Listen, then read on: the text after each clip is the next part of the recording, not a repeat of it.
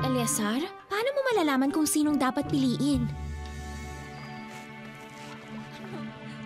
Magdarasal ako.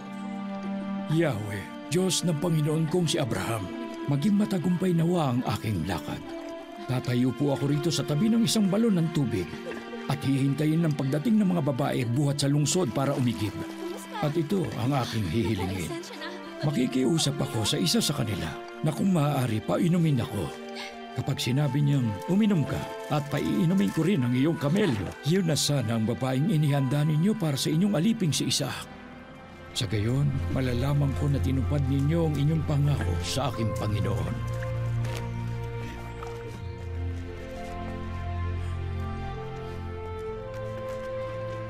Binibini, maaari ba akong makainom mula sa iyong tapayan?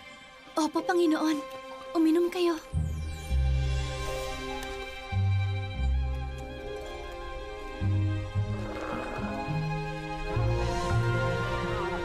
Paiinumin ko na rin po ang inyong mga kamelyo nang makainom sila hanggang nais nila.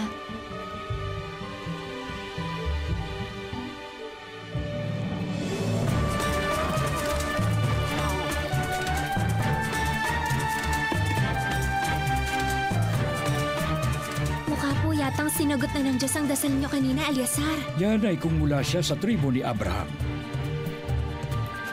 Malalaman din natin.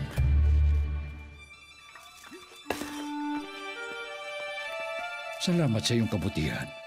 Tanggapin mo mga handog na ito. Sino ba ang iyong mga magulang?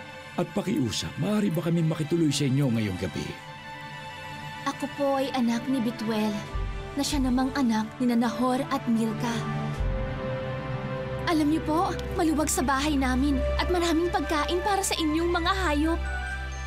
Purihin si Yahweh, ang Diyos ni Abraham. Hindi siya sumira sa kanyang pangako. Pinatnubayan niya ako sa pagpunta sa bahay ng mga kamag-anak ng aking Panginoon.